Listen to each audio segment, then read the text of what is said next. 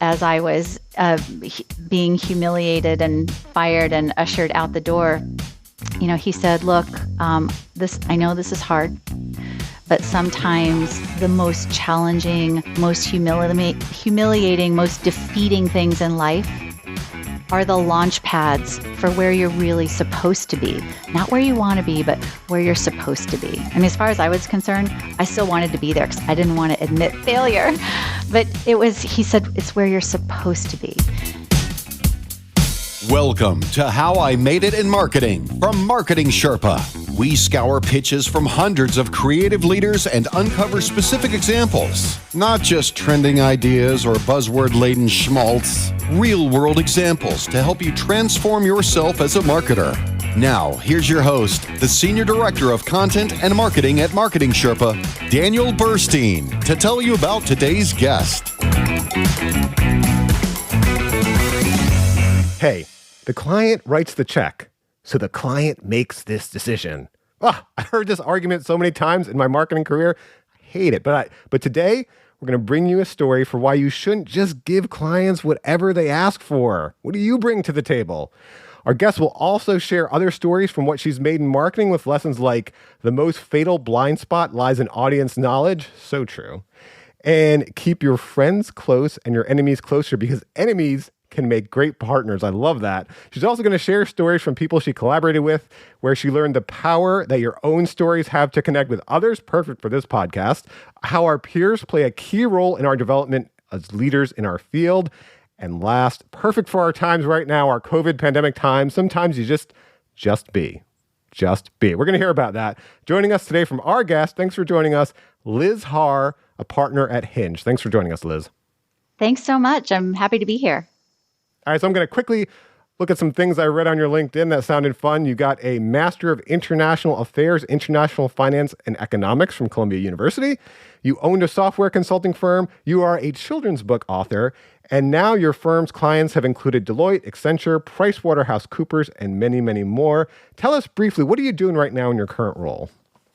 Well, it's kind of funny when I hear you talk about none of that seems connected to what I do in my current role as a partner at Hinge. Hinge is a marketing agency, marketing and branding, and there's lots of those out there. We really help professional services leaders totally overhaul their approach to marketing. And when I hear you talk about my background in economics and so on, it doesn't seem so tied to it, but it actually has been a fun path to growing my own company and helping be part of growing that at Hinge. If there's something I've learned in doing this podcast, the things we've made in marketing through our career, sometimes when we're on that path, we don't see how they're connected. But later in reflection, like all of these things, I bet, and that's what we're going to talk about today, how they fit together. They probably have made you the person you are today and made your company the company it is today. So it's going to be fun to learn how it kind of all, it's kind of like you put it all in a blender, you hit the button, and then you come out with Liz Harr today and Hinge today. Yeah. That's right. Exactly. Well, let's take a look at what we can learn from some of the things you've made in marketing. I want to start with this. I love this. Don't give clients whatever they ask for. So how did you learn this lesson, Liz? Oh my gosh. Well, I have to say, first of all, remember back in the day when it was the client is always right? Oh, yeah. And it's just not true anymore, because clients really, they're looking for that advisory. They don't have the sage wisdom that, they pay us marketers to bestow on them. So really rarely is the client right.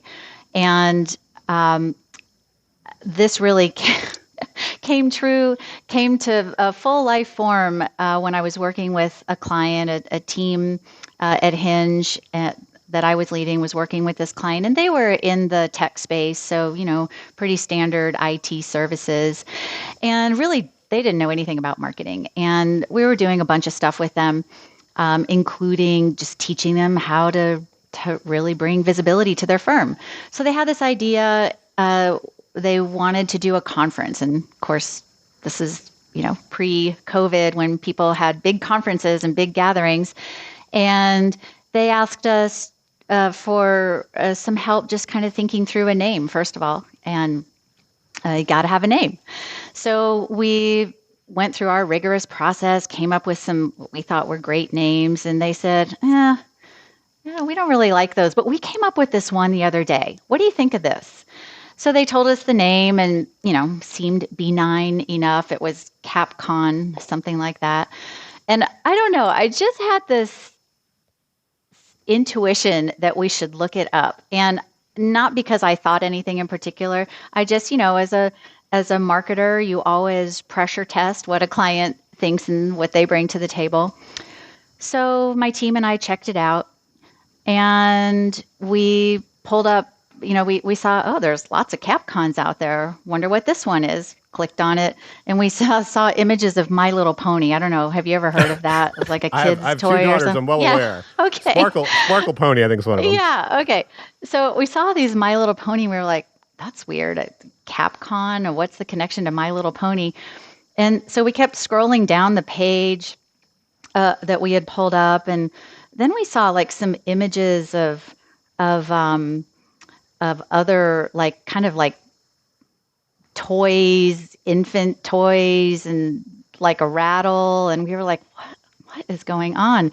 And then we kept scrolling down, and actually this particular CapCon was one of those conventions where people went to I don't really know how to say it, but to we're all adults here, Liz. We're okay, all adults. Perfect. So it was like a convention of adults who dressed like babies, and I don't really know what else they did at the convention, but we just, we were like, and shut the page down. But that wasn't the worst part of it. We then had to relay this to our client. So we called the client and we said, look, Becky, you cannot use this name. And why? Hinge, tell me why. Well, Becky, go to this URL, just click on it. And so she clicked on it, and we could tell when she saw My Little Pony because she said, And then we said, now keep scrolling down the page. And as she was scrolling, we could hear her different realizations. We could hear her go, oh. Like that. So and then it clicked. Yeah. And then it clicked. So without really having to articulate, we showed her why they could not use that name. But, so we laugh about that to this day. And it was one of those funny things. But honestly, clients really don't think about all the ways that they should pressure test their own ideas. And that's really what we can, we can serve as their sounding boards. We don't want to say they're wrong without doing some of that due diligence, but I will say that 9 times out of 10, some of the ideas they come up with need to be put through some rigorous pressure testing. Yeah, and that's why they pay us too, right? That's why right. they pay us. They pay us for our expertise. So, when I first got this application in, it was right around, we get hundreds of these, and I'm so glad, we got to sit down with Liz because she's got some great stories here. It was right around the time we were interviewing for an opening, and we were interviewing someone, who's kind of more starting out as a digital marketing consultant. And he gave this example of something where the client was clearly wrong. It was about a logo or something like that. And we're trying to get to the bottom of like, okay, well, trying to figure out how do you push back and how do you get it, to where it needed to be. And he didn't. He said, well, the client's paying the bill, so I just did what they told me, even though it was wrong. And so, the first kind of takeaway I had from that is, well, that's not good. They're paying us for our expertise. And then it kind of, I kind of had this realization listening to your story too. And this is why I really hope it's empowering for everyone listening. Like at this point in my career, I'm pretty fortunate. I really don't have to work on things I don't want to. And usually when I'm involved in something, my reputation comes before me, so they want to listen to me. But really, for anyone listening to this now who's earlier in their career, or you're just out there scrapping, trying to make it as a marketing consultant, as an agency, as a vendor, it's it's hard to keep clients happy. It's hard to keep business, and you have that feeling. You have that feeling of, wow, they're wrong, but I can't tell them they're writing the check. I just got to do what I got to do to keep this client. I mean, keep this thought in mind where you're really going to grow in your career and your profession, and where you're truly going to help that company is when you can, in the right way, push back and bring your expertise to the table. And at the end of the day, Liz, you help them from making a mistake. And probably everyone listening can do the same. Because remember, That's why they're paying you. Yeah, I just have to say, I mean, I see this on a daily basis. Clients do pay you to tell them when they're wrong, and the second the client feels like they have to drive, you've lost them. So you don't want those clients, you don't want those bills paid. That only is, that's the opposite of building your reputation, a good reputation. So, got to stay in the driver's seat, and the way to do it is to have the gravitas to tell them when they're wrong and how to get back on track. Yeah, and they will respect you more for it. It's hard. It's a hard conversation, but Yeah. it's our job. We're expert communicators, right? That's right. That's right.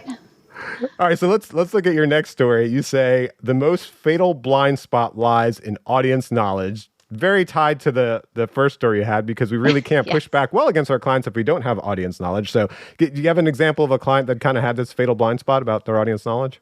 I mean, just like the first one, so many examples of this, but one that comes to mind is we're working with this consulting firm, and this was a group of consultants. They were distributed all over the globe. I mean, these people knew what they were doing. They had been doing what they were doing for 2+ decades. So I wasn't telling them how to think about their services or offer their services, but what I do is help them figure a more strategic way to talk about those services and explain what they do. So this client came to us and they said, "Look, we don't need help. We know why we win deals. We don't really need. I know that's in your wheelhouse, Hinge, but we don't need help there. Just, we just need a website. Can you just make it look good?" And so, again, we kind of pressure tested that and said, well, okay, tell us a little bit about why you're winning deals. Well, it's because we are different. Okay, how are you different?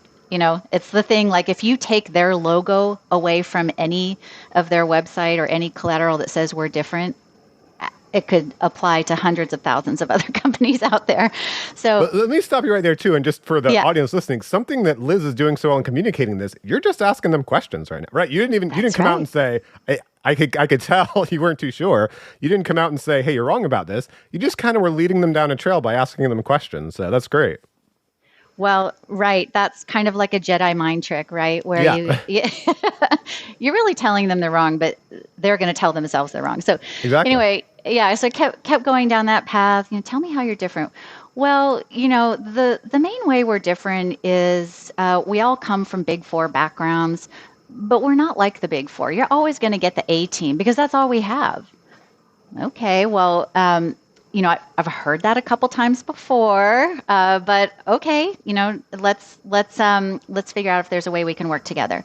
So the very first thing we recommended, before we did anything like a website, is to just talk to some of their clients and also prospective clients, specifically clients they had pitched to but then lost.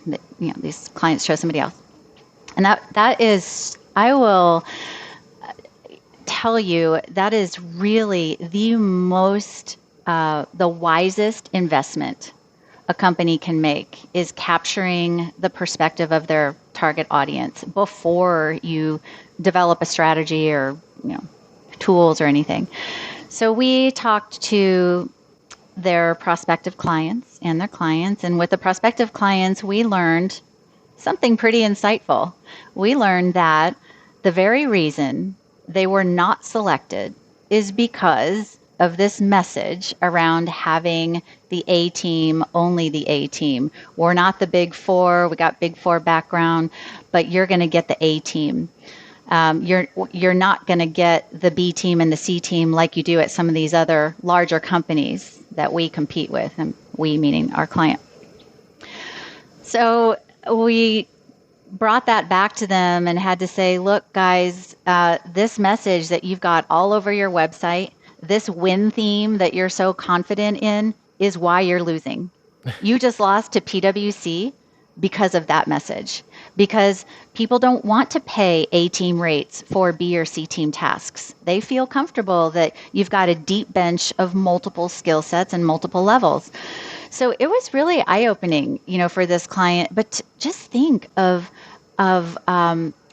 the pain of realizing that, you've invested decades convincing yourself that this is the win theme, and then you infiltrate that all across your company's personality. So it's just important for firms to realize you're not doing anything wrong. This is very natural. It's very natural that we as leaders, these myths start to grow inside the company, myths that we create, that we think our clients behave this way. We know we're chosen here. We know we're valued. And time and time again, we find that those blind spots are just things that will prevent companies from truly being differentiated and growing and scaling. Yeah, and it's so important to call that a blind spot. Our CEO, Flint McLaughlin, has this big keynote on the marketer's blind spot. It's a word we use a lot. Because when you think about, so if you are, and you've been a founder of a company, so you understand this, but if you're a founder of a company, if you're a principal, so much of your life and the way that you are viewed in the world and view yourself in the world is tied into that company, right? So you look at things in a certain way, and you should. That's what the owner of a company should do, a startup, anything like that, right? And that's where it's our job as marketers to come in and challenge that. And I like to say, be the advocate of the audience. I was thinking about this conversation. We did Wharton has a radio show on Sirius XM, and they interviewed us, and we're talking, and a quote came out: "The marketer's job is to understand the customer." That's what we're coming in for. Their job, that company's job, is to be a great accounting firm and understand that. Our job is to understand the customer, right? And it reminds me of a very similar, I know you're talking about accounting and services. I had a very similar experience with a tech startup. Tech startups are notorious for this. We were doing a value proposition workshop for them. And, we're trying to challenge out and try to find, that right differentiated, as you talk about, value proposition. And one of the founders says, "Hey, well, here's one thing you need to understand. We are a Lamborghini, right? And everyone else is a bicycle. That's how good our technology is, And I thought about it. And again, if you're that tech founder, you got to feel that way. You're putting your money, your time, your life in 100 hours a week, whatever it is. But what I said to him, because thinking about it, I was like, okay, now let me ask you, how many Lamborghinis are sold in the world every year? And how many bicycles are sold in the world every year?" Yeah. Right. So to your point with services, sometimes you just need the B or C team. You don't want to pay for the A team. So, and if you're in technology, if you're building a technology, you got to know, sometimes you don't need the Lamborghini. All you need is the bicycle, and people don't want to pay for the Lamborghini. So, but you mentioned something there I want to kind of dig into a little, because there's, I think, a great lesson for the audience that you would talk to customers they lost. So how did you do that? Like, give the audience advice. Like, how would you go about talking to customers they lost to get some of these insights? Yeah, I mean, it's valuable insight, right? To learn why you've lost. And it's great to know why you've won, but what about why you've lost? And so part of it, like you said, you were talking about reputation earlier. So, our company's reputation is around doing research and having these executive level conversations. And this is not like, dial an intern and have this kind of awkward conversation with these busy executives. This is the real deal. And when these folks understand that, okay, they're not going to get on a mailing list, they're not going to get sold to. We're tapping into their perspective. We're going to have a 15, 20-minute conversation, just learn about their perspective. Well, that everybody loves to think that they are being tapped for their perspective. And, but also, it's guards down when they know that this is purely an executive level conversation. This is not, going to get on some marketing list. So, and I will also say that most of the firms we work with, none of them suffers from reputation. Each of them has solid reputations for what they do. And so we can't take all the credit. A lot of it is our client's reputation, and they've got good relationships with companies that didn't select them. Okay, so are these compensated, or no? It's just reaching out and kind of appealing to. No, these are just that's a really interesting question. I think a lot of times when you do research, incentives are commonly used, and we don't use those in our space. I think we're a little bit different because we sit inside professional services, and so the behavior there is already a little different. But I'm telling people love to be tapped for their perspective and insight on things, and that's really how we set it up. And that's the type of conversation we have. Great. Yeah. And I imagine how that can be very, very valuable. Yeah. Okay. And here's a third lesson, something you made. I love this one too. Keep friends close and your enemies closer, because enemies can make great partners. So tell us how you did this in your career, Liz. This is a true story of getting through tough times. So, I don't know if any of the listeners had companies themselves, were running companies, or were a part of a company, but, in the big market crash that was like 07, 08, 09, those were really tough times. And many companies didn't succeed. And I happened to have a tech startup that I had co-founded in 2000. So we were, we were at that vulnerable stage where they say it's like 7 or 8 years. That's when you may or may not make it. Well, financial collapse hit at 7 and 8. So that's pretty challenging. And as an aside, I co-founded this company with my then husband. He's now my ex-husband. That's not why we're no longer married, but I just thought, hey, I've always wanted to grow my own firm, and he did as well. So we started it, and as we grew that company, one of the things we did was always network to see who's out there, who else is doing what we do, how do they talk about themselves, how can we compete? And really that networking is, for any listeners, it's networking is really how you listen to the marketplace and you can gather great intel. So we were constantly networking, forming relationships, but, with an open eye, because a lot of the folks we were networking with and coming across were competitors. And so those were in the early days of the company. Then when the market collapse hit, we had to really pivot and think, okay, how are we going to turn this ship around? Well, number one, we could just fold, right? Everybody, it's time for chapter 2. Have fun. And that wasn't very exciting because, I wanted our clients to continue to have good service, but I really wanted our employees, and we had like 10 people at the time, I wanted them to be able to navigate this whole thing and come out on top as well. That was important to me. So folding wasn't an option. So then we sat down and we thought, there's a lot of competition in the space. Let's think creatively.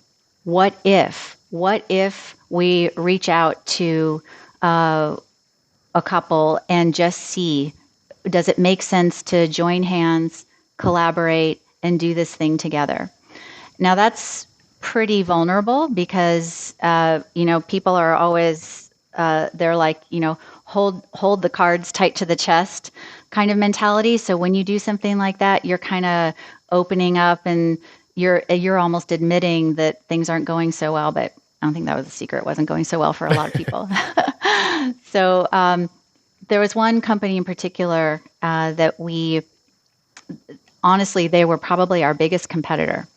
They did exactly what we did. They served the clients that we served. They were also in the Mid-Atlantic, just like we were. But it was a husband and wife team, just like our company. And so we kind of related on that level. And we approached them, had some talks, and in the end, collaborating with that company was the thing that allowed my employees to continue to have their jobs, that allowed our clients to continue to have services. Now, so some of our employees went with that company. We folded under that name. Or I should say we folded into that name because they were a little bit bigger. And then I was the only one that didn't go with that company. And, that was really by choice. I was done with software. I was done in the tech community. I didn't want any more of it. I was ready for my chapter 2. So in the end, though, collaborating with one of our biggest competitors was the thing that got us through. I think that's beautiful because so I will say like earlier in my career, I worked with big software companies in like sales enablement and field marketing. And one thing Yeah. we would do is interview the win-loss department because they're the ones that like every deal that was won or lost, they get all the information and there's a lot of, value in there, kind of like we were talking about earlier. And there's always this feeling, I don't know, we as humans were naturally competitive. Like I think the reason we have like football teams and basketball teams today is because, back in the day we had city states that, Sparta and Athens would war against each other. And now we're hopefully a little less warlike. And so we just have, LA and Cincinnati, playing each other in the Super Bowl, right? Yeah. And so I'd always feel like competitive, like, let's get them. Like anytime we would beat one of the competitors, like, right, we did it. I have that feeling. But then, as I've gone in my career, I've learned that like, hey, there's a big enough pie for everyone. We don't have to feel like it's so tooth and nail. And I actually got to ask someone about the extreme other side. So I was at this conference and I was sitting with this guy at lunch and we were talking and I don't remember exactly what his company did, but they actually had no competition. And I thought, wow, what a dream. Like you're living the dream. You got no competition. And he's actually like, no, it's horrible. Like, why?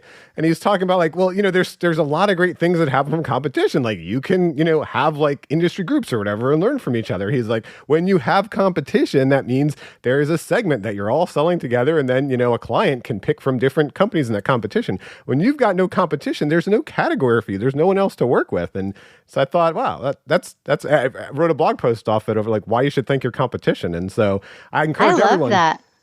Yeah, I encourage everyone on the phone too to kind of have that feeling. Yeah. There's a big enough pie for all of us. Later in my career, we got to do the media center at IRCE, which is a big e-commerce event, and we're interviewing some of the key speakers, and one of them was from Forrester, and he was like, I don't know, aren't Forrester and Marketing Sherpa kind of competitive? And we were doing more data back then, and then I got to kind of have that perspective of like, there's a big enough pie for all of us. Like let people learn about all of us. So I think that's beautiful. You took it to that extreme of just kind of getting together with your competition, and ultimately the company survived. I mean, there's so many reverberating effects in a positive manner from that one decision. And I've come across the folks that ran the company that we folded into, just in totally different walks of life in different ways. And so yeah, it's, keep them close, but also behave, right? Because you run into people from past lives all the time, and those folks can help or hinder progress, right? So be on your best behavior.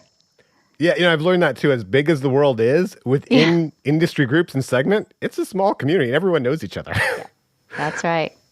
All right, so Liz, we talked about what we can learn from the things you made. So that's a key thing marketers do. We make things. Entrepreneurs, we make things. But the other thing we do is we collaborate. We make things with people. So now we want to ask you some stories about what you've learned from the people you collaborated with.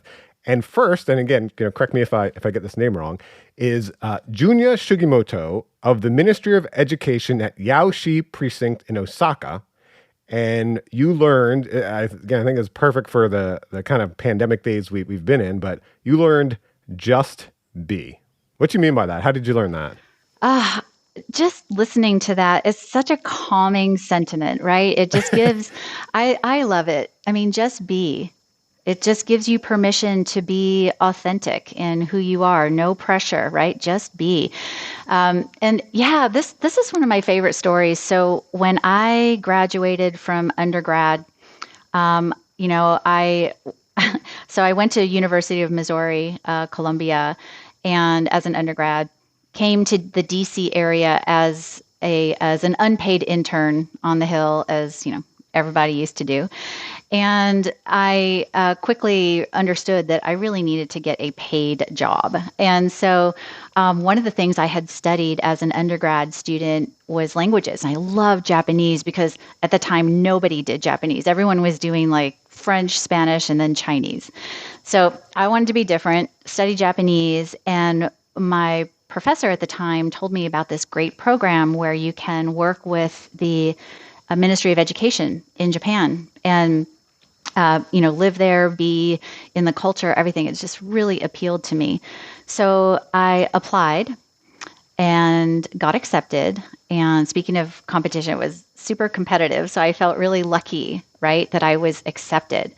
So knowing that I had to compete and I was selected, I went in with this attitude like, oh, I'm going to make such a difference. I'm going to go there and I'm going to tell, I'll speak Japanese and all the stuff I've learned about their culture. I'm just going to make such a big impact. This is the start of my career.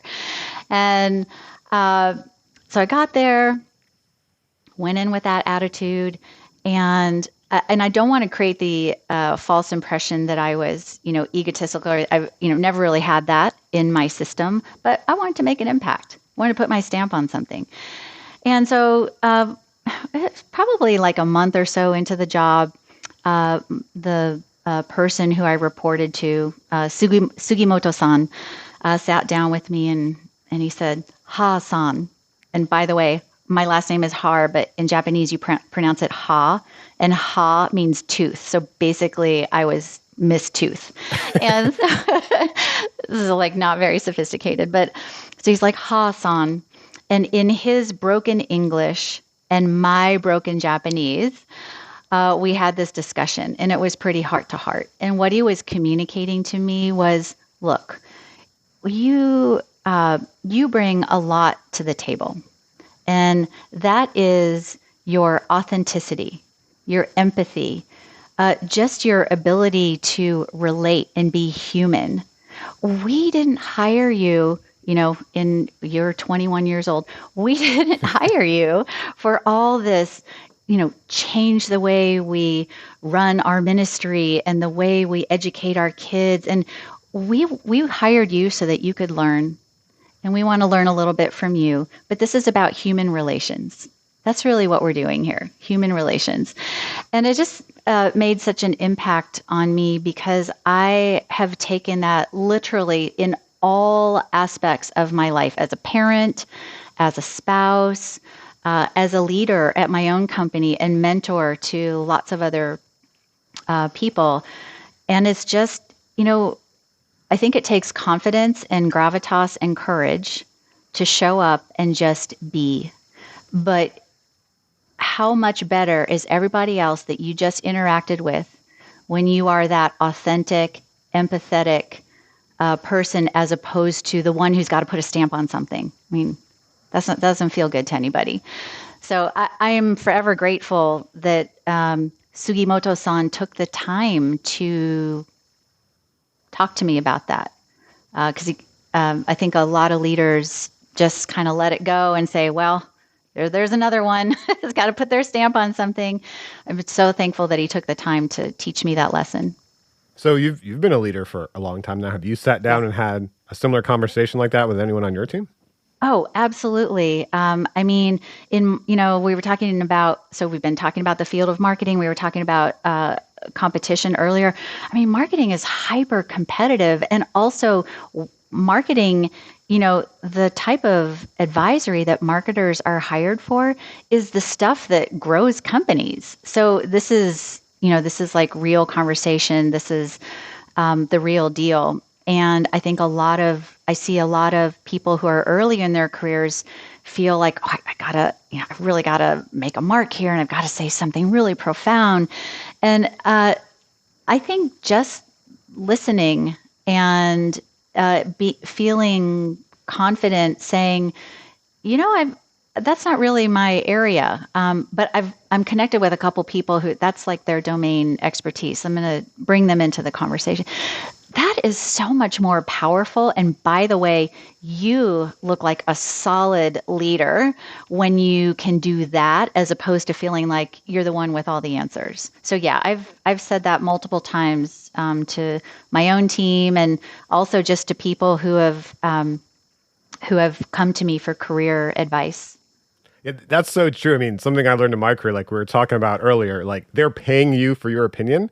So the flip side of that is being in that room or on that meeting or whatever, Yeah, I've always felt a high bar of like, well, I need to know the answer for these things on the spot, you know? And something I've learned that really works, like 99% of the time, is like, let me take that away and talk to the team. Like, you don't have to come up with that answer on the spot, you know, in the room, or now more frequently, probably, you know, on the video conference call. Take it away and work with your team. It's that was a hugely helpful Absolutely. lesson for me.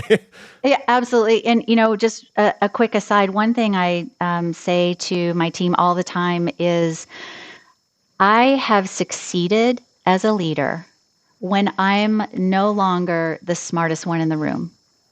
I mean, that when you have the courage to, as a leader, let others have more expertise in certain areas than you do. I mean, that's a gorgeous thing, right? Yeah, yeah. I think another key thing from, you know, what you just mentioned your story, we were talking earlier about companies and finding what are they about? What's their differentiator? You know, Yeah. and as you mentioned, what are we about? What am I about? What are you about? What are all the people listening about? All the people in our team, like figuring out also that value proposition, that I hate the term, but that personal brand for ourselves. Who Yeah, are yeah, we? yeah. And then using your advice, you said, once you figure that out, then just be that person, right? Just Come through on own that it, value prop. right? Yeah. That's right. Just own it. That sentiment really has stayed with me. I mean, that was in like the mid 1990s when I had that conversation. And then years later, in 2008, I took a trip to this little tiny remote country called Bhutan. It's nestled in the Himalayas right by Tibet. And I wanted to bring some artwork home and met this artist. And I have it hanging in my background, actually, in my office. I get to see it every single time I look in a camera. But I couldn't believe how the stars aligned. I met this artist. He created this piece of art around the Bhutanese character for just be. I couldn't believe it. So I brought it home and it's hanging on my wall today. But that has followed me in many places of my life. That's beautiful. Hopefully, we'll include a picture of that in the article for this Yeah, podcast. yeah, yeah. Let's talk about your next lesson you learned from someone you collaborated with: the power that your own stories have to connect more effectively with others, which really is the whole point of the How I Made It Marketing podcast. So it's perfect. You said you learned that from Sham Zaman, the CFO. Currently, he's the CFO at Technologist. How did you learn that? Well, let's see. I talked earlier about wanting to have a chapter two after I had the experience with a startup. And I wasn't really sure what that chapter two was going to be. So I was exploring different things. And again, because of my network, I learned about this position at a government contractor company in the DC area. And they needed some help that was in my wheelhouse that had to do with growing and scaling. So I applied, got the job, and it was great. I mean, it was like making use of all my skill sets, all my people skills, and all my just be skills. And I really loved it. Had a good relationship with the two men who ran it. And so one day we were sitting down, and we, meaning me and the two owners, and they were like, you're a real go-getter, and we need to put some life in this investment that we have. It has nothing to do with the company itself, but the investment they had made was in a car dealership. So I kid you not. I mean, I don't think there are any humans who know less about cars than I do. Like I'm the one that's, when you say a make of a car, it's like irrelevant to me. And so, but I was intrigued, right? Because first of all, it was these two men who believed in me as a smart entrepreneurial female who could make things happen. And then second, I mean, as any entrepreneur, it was like a brand new thing. So shiny rock, right? Well, I accepted the challenge. And, um, it was a defining moment of failure because I didn't know what I was doing. But here's why it was a defining moment. I was afraid to acknowledge that I didn't know what I was doing. And I mean, here I am in this car car dealership, I had this office. It was weird. It was like, I guess car dealerships, I think they're all designed the same way, where you've got the showroom, but then like on the second level are all like the executive offices. So I was, constantly watching people and they were watching me. And I had this office, and I just I didn't know what I was doing. I didn't know the first thing about marketing strategies for selling cars. And I did what I normally do. I did my research. I just put nose to grindstone, tried to figure things out, and I don't know. I had this big fear about saying, I don't I don't understand this. So, long story short, I fell flat on my face. I was, it just was not a great show of my talents. Eventually, I was let go. That's the first and only time I've been fired, by the way. So, um, but it really showed me that had I just had the courage to kind of sit down with the leaders and say, look, I'm happy to take on the challenge, but this is not in my wheelhouse. So you got to give me some more information. Here are the things that I don't know. Here are the boundaries of what I do know. Now let's make stuff happen together. I think that kind of confidence comes as you grow in your own career. I mean, I was still pretty young at the time, and I was the only female there.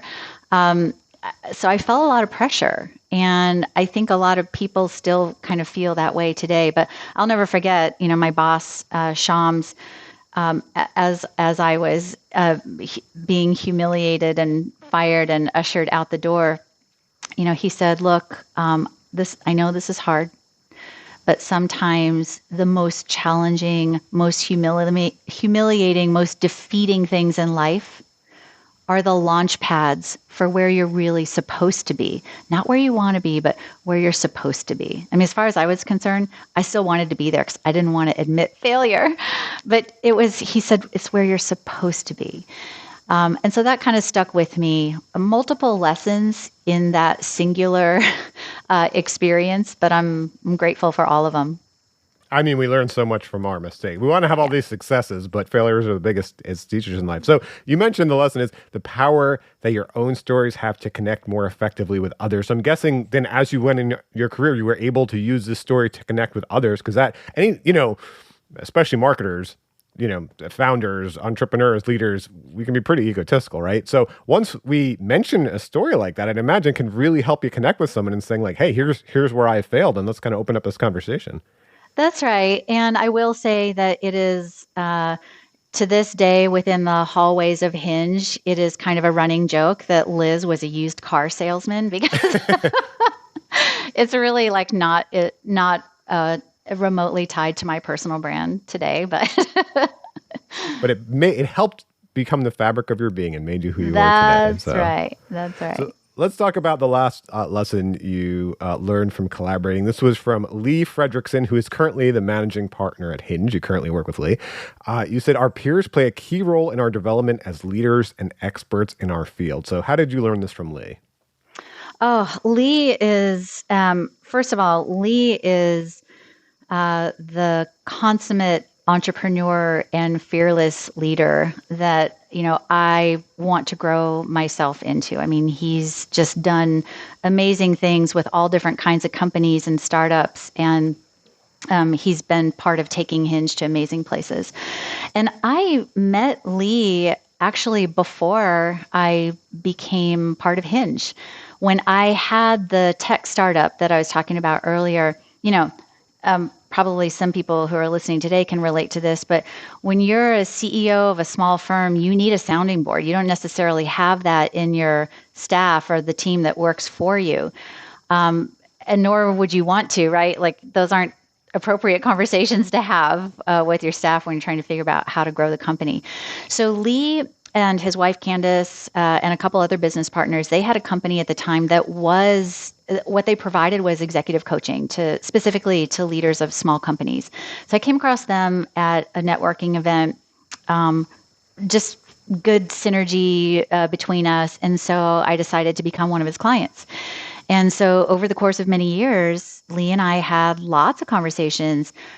In those conversations, he was coaching me on how to not just grow my company and from a tactical and strategic perspective, but really what he helped me do was grow into a leader. Really, a big part of the way I lead today is comes from a lot of the conversations I had with Lee. And it's kind of funny the way things happen.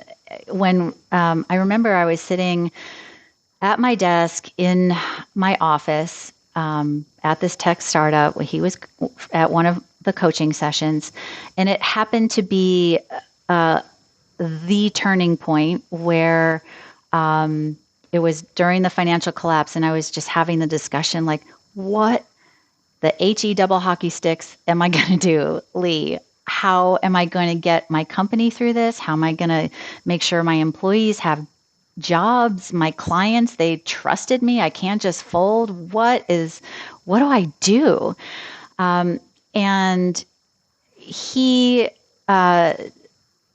he just looked at me, and it really wasn't anything super profound as much as it was the confidence in me that I could see in his eyes and his body language. And he just said, Liz, you're going to do what you will always do. You are going to succeed. This is going to be okay. And he said, by the way, I have a feeling that even though you say you're sick of software and you're sick of tech, I have a feeling that that's going to be part of your chapter too. And I was like, you're wrong there. You're right on everything else, but you're wrong there. And so what's funny about that is when I became a partner at Hinge, I actually ran the unit that worked with tech and IT and software clients. And so it very much was part of my chapter too, but who knew at the time? I think this kind of conversation almost came around to where we began, because at first we were talking about for our clients, right? We need to be those sounding boards. We need to be able to speak truth to power, that honesty to them that can be difficult to hear. And, coming around in the other direction, we need those people in our own career and our own lives as well. Because I know anytime I've gone through something difficult, a crisis in my personal life, my business life, in the moment, it's so intense and it feels like that is how things are always going to be.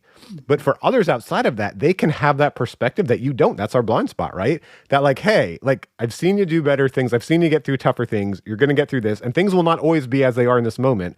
They're going to get better. You're going to make it. So it's beautiful that you were able to have that relationship with someone, and that you now currently still have a relationship with that person. Oh my gosh, it is a beautiful thing. And I'll tell you, being part of a leadership team at Hinge and navigating our company through COVID was, I think, I'm one of 5 partners. Lee is managing partner, as you said, to carry what you just said as a partner team. I think that's something that Lee has really been successful at spreading across throughout, the hallways of Hinge. But it is how we got through COVID as well.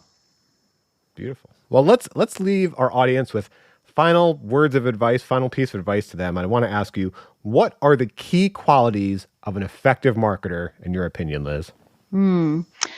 Well, that is a very big question to end on, but I like that question because I think, if some people may answer that with, well, you got to have certain hard skills, right? Got to have domain expertise in XYZ, and they're going to name all the buzzwords of today's marketing environment. I would actually say that what were once considered the soft skills are actually the hard skills of today, the non-negotiables. And those are authenticity, empathy. When you come to the table with those characteristics in mind, you're doing the thing that you're supposed to be doing as a marketer, right? You're listening, you're learning, you are offering the smart advisory that you're being paid to offer, right? You're in a much more informed perspective, by the way, when you've listened first, as opposed to just say, okay, well, yeah, I do this all the time. Here's just do these 3 things and you'll be fine. That doesn't serve anybody. So I think as a leader, as someone who works with clients, and just as somebody who, evolving your personal brand, I think the soft skills are the ones that are the non-negotiables in today's environment.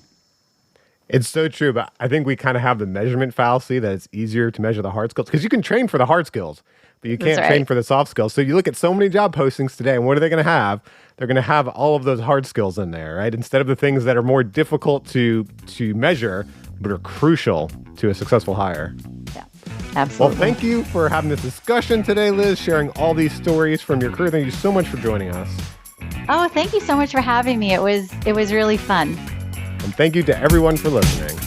Thank you for joining us for How I Made It in Marketing with Daniel Burstein. Now that you've gotten inspiration for transforming yourself as a marketer, get some ideas for your next marketing campaign from Marketing Sherpa's extensive library of free case studies at marketingsherpa.com. That's marketingsherpa.com.